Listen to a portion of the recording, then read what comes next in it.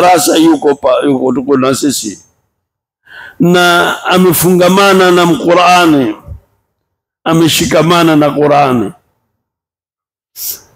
saa zote yuko hapa, na baada ya darasa usoma Qur'ani mpaka alasiri, na alasiri mpaka magharibi, itakwenda kumfaa ile Qur'ani. Qur'ani hujjatul laka au alayka, Qur'ani ni hujja kwako wewe au alayka. Kwa hivyo na sisi Mwenyezi Mungu atatuweka. Muhimu sana tuimalize tu, tuombe Mwenyezi Mungu ile contract yetu ipeleke mbele. Ikiwa utatutukua, tutukue baada ya 29, kwa sababu ni mambo mengi sana yapatikanao katika mwezi wa Ramadhani. Rehma, kumi hili la rehma tuko nalo, twalimaliza. Kwenye aya tumefika aya ya 10 ya kuwaeleza makafiri. La yarqubuna, hawatohifadhi, hamutopata himaya fi mu'minin, kwa mu'min yoyote. Hupezi kupata himaya kwa mushrik, kwa kafiri. Na hii waambiwa Waislamu wa wakati ule, ambiwa Mtume, na tuambiwa na sisi. Ikija khitabu kuambiwa Mtume, huwa yale maneno mengine hata hayamhusu yeye, yatuhusu sisi, kwa sababu yeye ndiye mwenye kubalighishia sisi. Hii ilikuwa ni yake yeye Mtume na Waislamu wa wakati ule, kuambiwa hawatawezi kupata amani kutoka kwenu nyinyi. La yarqubuna fi mu'minin illa wala dhimma, wala ahadi yoyote kutoka kwao. Na nyuma Mwenyezi Mungu asema kaifa, vipi itapatikana ahadun inda Allahi wa inda rasuli, vipi mushrikina watatoa ahadi kwa Mungu na mtume wake? Hakuna maneno hayo. Na Mayahudi wameambiwa vile vile, thumma yanquduna ahdahum fi kulli marra wa hum la yattaqun. Ulaika, watu hao mushrikina hao, humul mu'taduna, ni watu wamepita mipaka kwa kufanya yale mabaya. Wale mabaya, kuna mabaya utayafanya wewe kumdhuru mtu, lakini wewe usipate faida yoyote. Ndio Mwenyezi Mungu katika aya nyingine yasema, walladhina idha fa'alu fahishatan au dhalamu anfusahum, walladhina idha fa'alu, na wale ambao kwamba hufanya uchafu. Kuna uchafu utaufanya wewe, au utajidhulumu nafsi yako na usipate faida yoyote. Utakwenda kumsengenya mtu au utakwenda kumzulia mtu jambo, wajidhulumu mwenyewe, hukupata faida. Ngao ukiiba, kila alichokiiba utakupata, utakwenda utatumia. Maneno utapata, ina faida gani? Ndio dhalamu anfusahum, wajidhulumu nafsi yao, wafanya ibada, wafanya madhambi ambayo kwamba hayakunufaishi wewe. Wala dhalamna, wala Mwenyezi Mungu hawadhulumu nyinyi, walakin kanu anfusahum yadhlimun, Na aya nyingine nyuma ituambia kaifa wa yadharu, vipi wa yadharu, ikiwa wao wataweza kusaidiana alaikum juu yenu, la yaqubu fikum illa wala bima. Sasa aya hizi ni kuonesha kwamba misimamo yao haiko imara. Na katika sura nyingine Mwenyezi Mungu awaambia Waislamu, mwambie Mtume, la tattakhidhu aduwi wa aduwakum awliya, msifanye maadui zako na maadui zangu watu wenye kutawalia mambo yenu.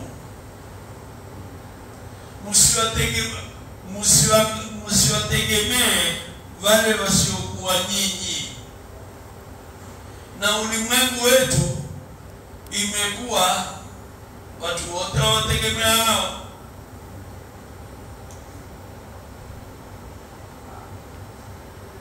Kila mtu ategemea dola.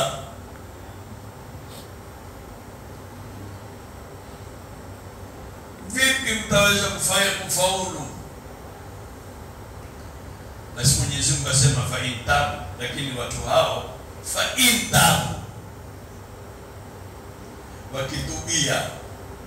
Imetumika neno fa in ni sharti, lakini haina lazima. Kama angesema Mwenyezi Mungu fa idha tabu, ingekuwa ni guarantee. Ukiona mahali kwenye Qur'ani imekuja idha, jua lile jambo liko litakuwepo. Idha jaa nasrullah, ilipoteremka hii ilikuwa baada ya jawa nusra. Mwenyezi Mungu asema ijaa nasruna, idha jaa nasrullah, itakapokuja nusra ya Mwenyezi Mungu, na ikaja.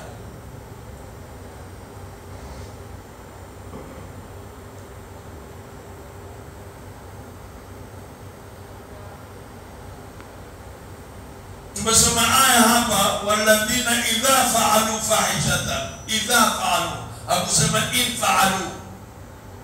In ni if, ni when, tumia idha.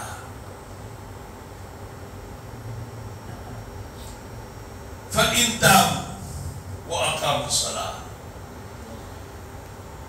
kutubia kuna sharuti.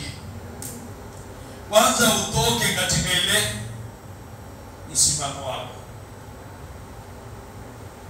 At-tauba, an-nadamu at-tauba, kujuta kwanza,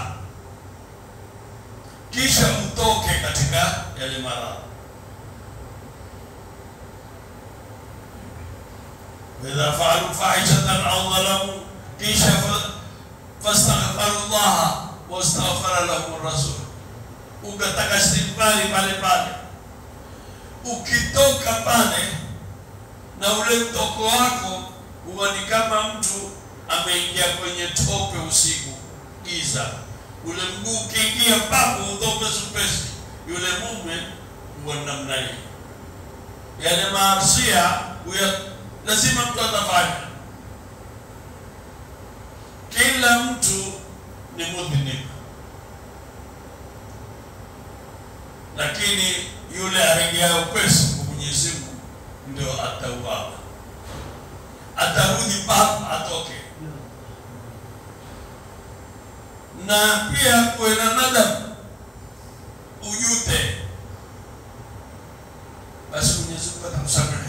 Ikiwa mushrikina hawa wamempa itabu wa aqamu salah, itakuwa Waislamu fa intabu, toba ni kitu kikubwa sana. Inna Allaha yuhibbu at-tawwabin, Mwenyezi Mungu awapenda wenye kutubia. Na Mwenyezi Mungu yakbalu tawbata abdihi ma lam yugharghir, ukubali toba ya mja wake kabla ya ile roho haijafika kwenye kilindi lako.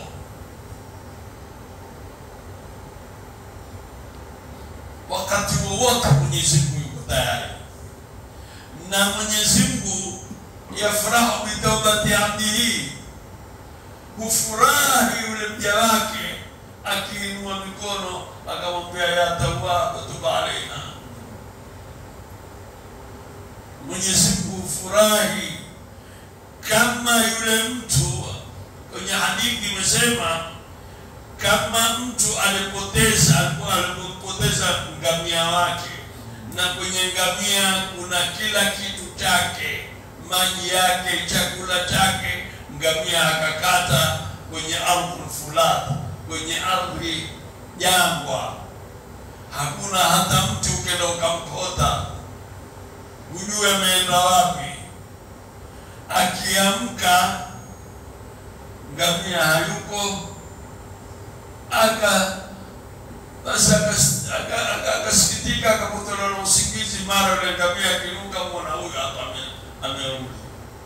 Basi Mwenyezi Mungu ufurahi kama yule apataye ngamia wake alompotea. Mwenyezi Mungu afurahi sana. Tumwombe Mungu ya Tawwab tub alaina warhamna wanzur ilaina. Kisha watu watuambia wafanya national anthem hapa na msikiti. Mwenyezi Mungu atuambia tumuombe. Mwenyezi Mungu ataka tutubie. Nyinyi mtoa watu kwenye wasitubie. Hadithi iliyopokewa kwa Muslim, imepokewa na Bukhari, inna Allah malaikatu sayyahin. Mwenyezi Mungu una malaika ambao kwamba ni maturist, yantabisuna halaka dhikr, watafuta watu wameketi ambao kwamba mtaja Mwenyezi Mungu.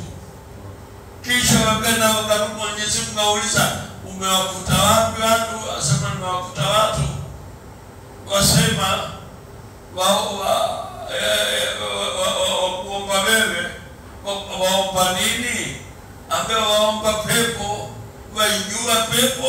Kama waijui, wakijua asema wataomba pepo zaidi. Nasaluka janna.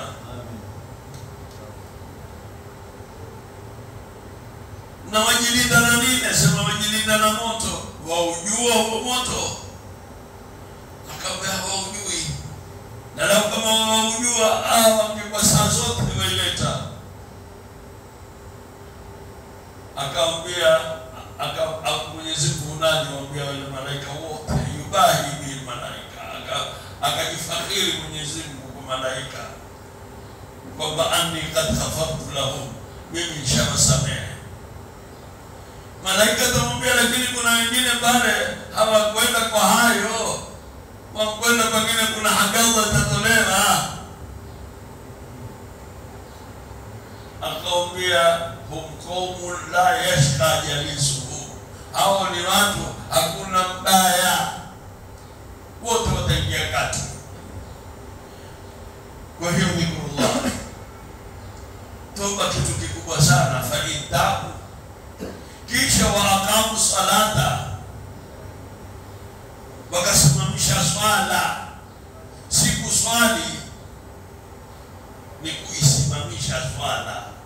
Swala kuijua kwa wakati wake, swala kuijua kwa sharti zake, swala kuijua kwa nguzo zake, swala kuijua kwa yale uyanenayo, swala kwa kujua kwa zile nidhamu zake zote, kama sifa ya swala ya Mtume. Ndio akasema waqimu sala, asimamishe swala. Swala ni ibada ambayo kwamba hakuna ibada zaidi ya hiyo. Saumu ni mwaka mara moja, tena si lazima watu wote wafunge. Wengine ni wagonjwa, wengine ni watoto, wengine wana udhuru, hawafungi. ni hija, ni mara moja, tena kwa mwenye uwezo. Swala ni ya kila mtu, uwe mgonjwa, uko kitandani, mgonjwa huwezi kusimama, ni mgonjwa huwezi kuketi, utaswali kwa kila namna. Waqimi salata lidhikri. Kwa hivyo swala ni kitu kikubwa. Kisha na ndugu yake swala ni zaka. Waatu zaka, na utoe zaka. Zaka ni nini? Zaka ni yale mali. Mali utayatuma vipi? Mali utayatuma kwa kufanya kazi. Kazi yataka nini? Kazi yataka time. Time ambayo kwamba ya kuitafuta ile riziki, wewe umeichukua ile time, ukawa utakwenda kwa Mola wako, utasahau, utafunga biashara zako. Kwa hivyo zaka imeingia kwenye swala, yategemea wakati. Wakati wewe umeacha kila kitu kwa sababu ya swala. Kwa hivyo nguzo zote, ikiwa ni hija, wewe baina matuwallu fatama wajhullah, ukiswali waelekea shatra al-Masjid al-Haram, imekuwa ni mwelekeo wa Makka, qibla. Kwa hivyo ndio ukitoswali wewe ni kafiri wa kweli.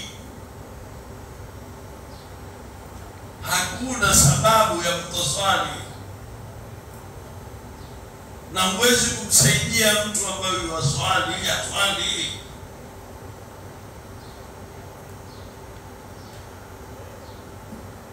Mwenye kuataswali ni kama mtu wa kuabudu sanamu.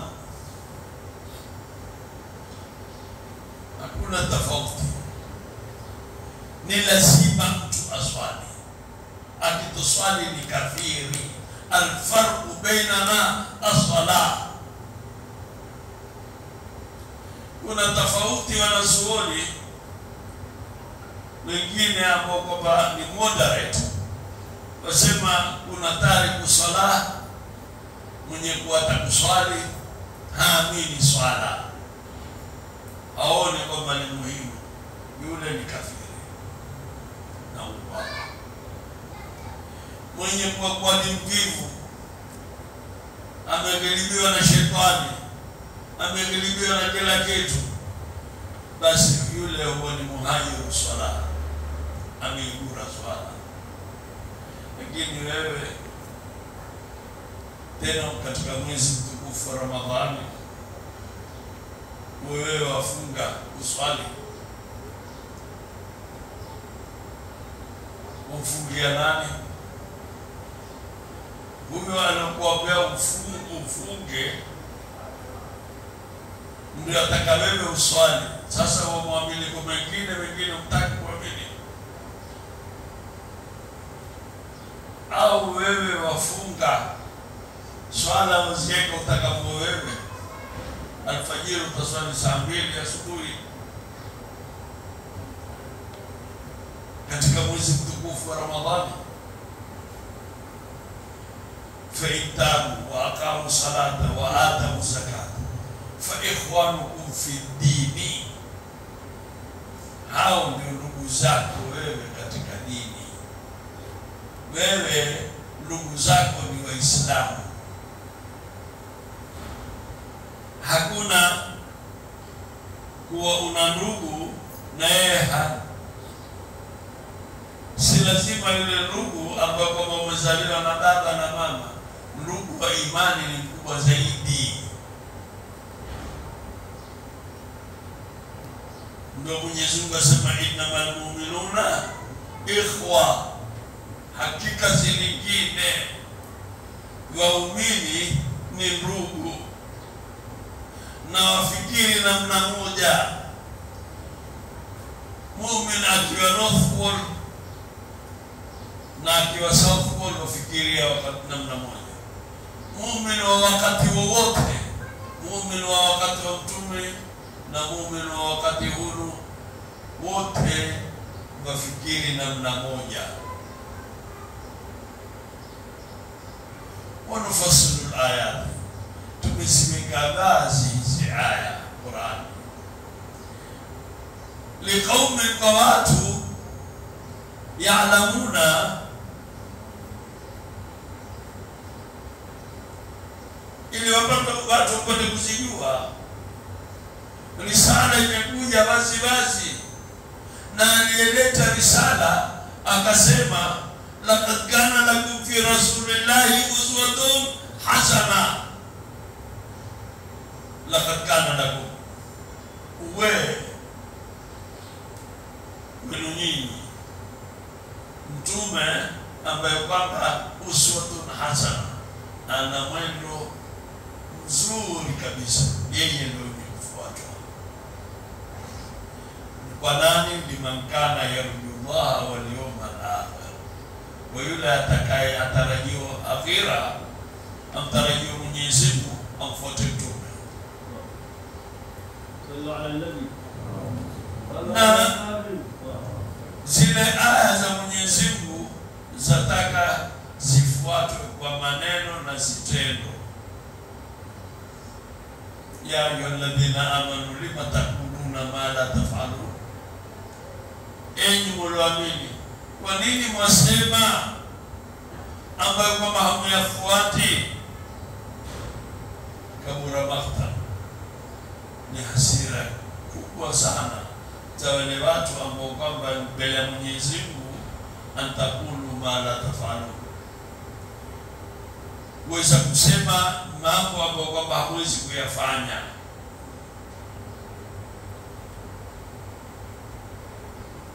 Jambo ambalo kwamba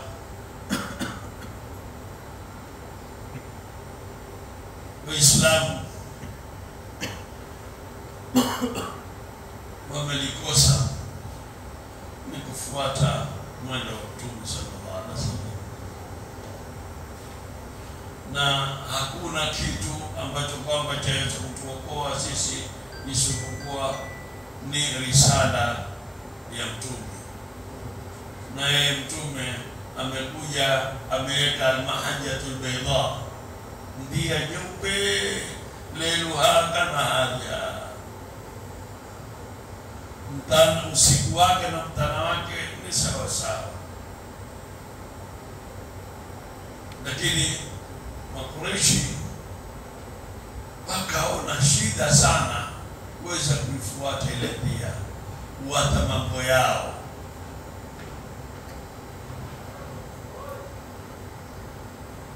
Basi Mwenyezi Mungu awatolea solution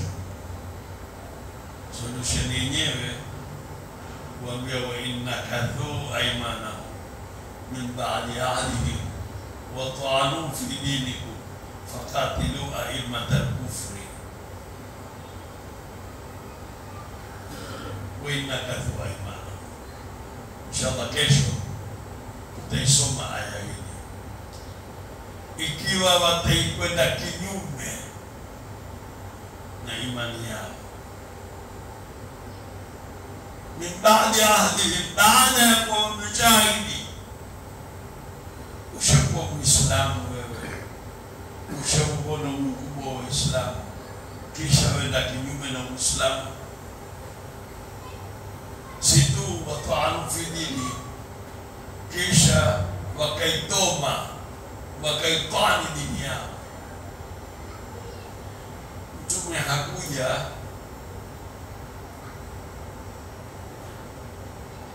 kumpanda mtu yoyote, ameingia Maka kama tulivyoeleza juzi.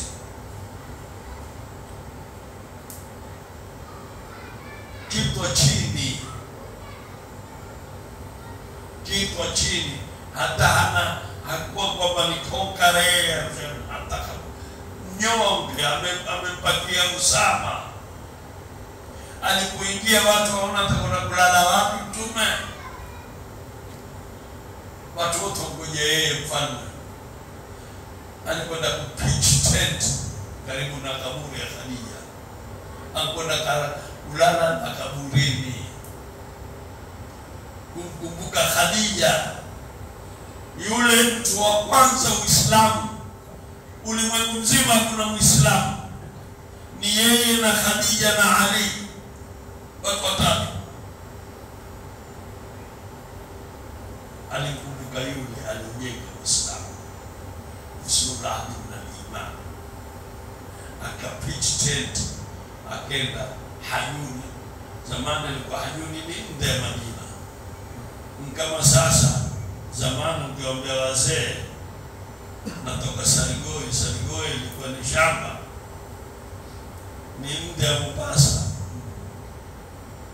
na Hayuni ilikuwa ni nje ya Maka. Kwenye kaburi ya Khadija akenda ka pitch tent, kisha akaingia. Hakumwaga damu hata kidogo.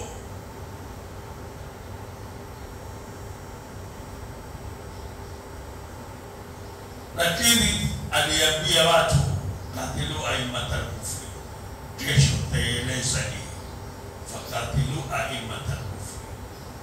Kisha yeye kabla ya hapo, yeye anaye aliua. Tuangalie pale kwenye Fathi Makkah, alipoingia Fathi Makkah alifanya nini? Tarikhi yatufundisha namna gani Mtume alivyoamiliana na watu na akawavuta watu, na alikuwa ni mkali akiwa ikiwa watu hawataka kubadilisha misimamo yao au wataka kuchafua mujtama. Wale wataka kuchafua mujtama, yeye alikuwa hana amani na wao. Wabihadha, wassalamu alaykum wa rahmatullah. Juzi nilikuja swali hapa la zaka. Niliulizwa, je, ukiwa mdai mtu wewe, mtu amechukua pesa kwako milioni 4, milioni 5, utasitolea zaka? Zaka ni mali yako. Kitu kikiwa ni chako utakitolea zaka. Deni uloitoa ile sitarudi kwako wewe, lakini ikiwa umemkopesha mtu, waona hapa ni wasalamu. Manake kuna watu wengine uwezi kama manake umekosea kisha ukakumbuka umpeni yule.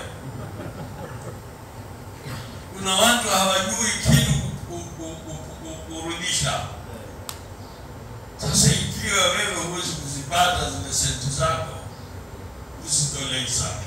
Lakini watu mna ihdi al-amal, mna tamaa nzuri, ile utazitolea zaka. Japokuwa haziko kwenye milki yako, lakini ni chako. Zaka hutolewa kwa kitu chako, kiwe nje kiwe ndani. Lakini ikiwa uje kitamana, na zaka hutolewa kwa niswabu mpaka ufike kima fulani. Niswabu ni 87 grams za dhahabu, ambao ni almost 1 million. Manake dhahabu imepanda sana sasa. Si kwamba ni watu wote, watu wachache. Manake watu wengi, senti zetu sote hapa ni from the hand to the mouth. Tunataka tukue sisi badala ya kutoa. Lakini ikiwa wewe unacho chochote umeweka kwenye savings yako, utatoa sadaka na utoe, itakuwa itajuzu, lakini itakuwa sio zaka. Zaka lazima ifike niswabu. Niswabu itaangalia bei ya 87 grams, 87.5 grams za dhahabu ni ngapi, kisha utatoa. Ikiwa ni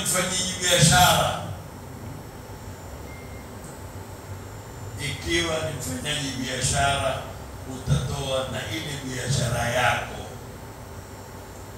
Una duka, stock ulionayo itapigwa ni ngapi. Taleta audit, audit ya mali yako ambayo wewe wauza, maana ni mali yale, ni mali ni yako wewe. Kwa hivyo utatolea zaka. Watu wengi hayo hawayafanyi.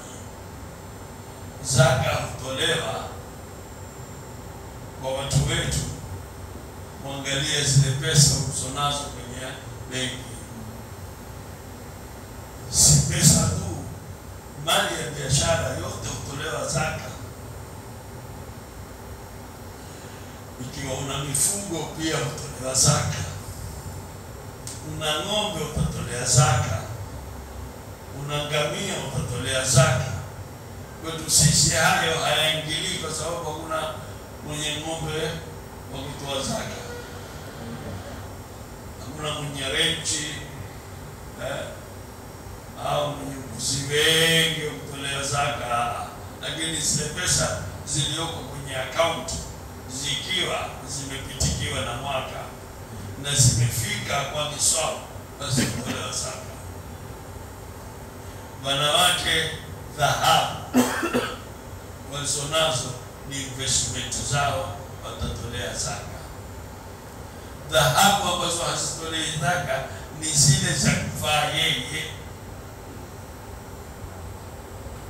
zile ambazo hutolea kuvaa yeye, zile hazitolei zaka. Kauli ya Imam Shafi. Na ukiangalia itakuwa ni kinyume. Mwanamke ana dhahabu zake, kisha kila mwaka watolea zaka, ikiwa mnamgili 10, kisha mwisho utakuwa 5 kwa kutolea zaka. Sababu zakeweza kufaa, ile investment ndio itolewa zaka. Nasilo ndio jawabu ambao kwamba nimeweza kuitoa. Ndio kama bangili nyingi zaidi. Kama bangili zake ni nyingi zaidi kama kilo 2 kilo 3. Atatolea zaka. Kama cha kuvaa. Hakuna bangili. Bangili utavaa bangili 3 na 5. Wengine waweke kilo Ile utatolea zaka hizo. Ukiwa na bangili nyingi utatolea zaka. Dhahabu hutolewa zaka.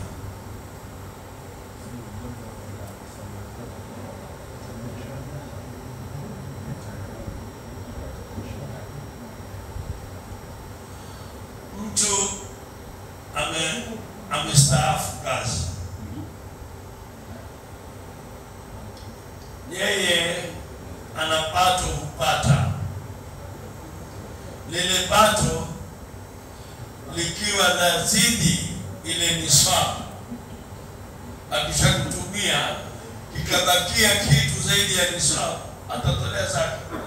Lakini hatotolea zaka kile kipato chake. Bloki ije umepewa wewe milioni 20, umestaafu, lakini je, milioni 20 imepitiwa na mwaka? Utakuwa milioni 20 utakuwa nayo, utaiweka kwenye akaunti yako. Sasa ikipitikiwa na mwaka utaitolea zaka. Lakini pale upewapo uitolei zaka, kwa sababu haijawa ni milku tam. Zaka ni kitu ambacho kwamba unacho mwenyewe kisha kuwa ni chako. Ukiwa umeahidiwa utapewa, hujapewa mpaka ukishike mkononi, mpaka ukishike mkononi iwe ni milku tam. Na hapa imenikumbusha kitu kimoja. Kuna transaction nyingine kupitika kwa some windows za hizi financial institutions, kwamba hukwambia ndio mimi interest, nakupaka kwa interest. Wewe wataka hii gari, atakuonesha, au wataka hii nyumba, atakuonesha kwenye television, kwenye kompyuta pale, nyumba hii ni estate, tunaweza kuuzia sisi milioni mortgage gapi, milioni 5 au milioni 50. Tutakuposition kisha utalipa kidogo na interest. Sasa pale utasema hii ni musharaka au yaitwa murabaha, whatever. Haijawa ni makosa kuita ni musharaka au ni murabaha, kwa sababu ile institution ile si yake mpaka institution inunue iwe ni milku tam. Ikiwa yeye ni agent wa nyumba, haijakuwa yake. Sijui mmenielewa. Wewe una nyumba, umempelekea benki, nyumba yangu hii niuzia. Benki imwambie mtu nitakuuzia hii nyumba. Yeye benki haijawa yake, hawezi kuuza kitu ambacho kwamba aweza kufanya benki, aweza kuuza kama agent, kisha faida atapewa na mwenye nyumba. Lakini yeye mwenyewe haijawa yake. Ikiwa wewe wauza majumba, una maagent za majumba namna hiyo, yuko juu pia ni mushkil. Naona mingia kwenye bahari ya senti, naona kila mmoja yuko tayari ya onto your marks. Anikoje nimalize na anikumbini. Manake mimi siko tayari kwa zaidi ya dakika 5 baada ya hapa. والله ورسوله أعلم. لا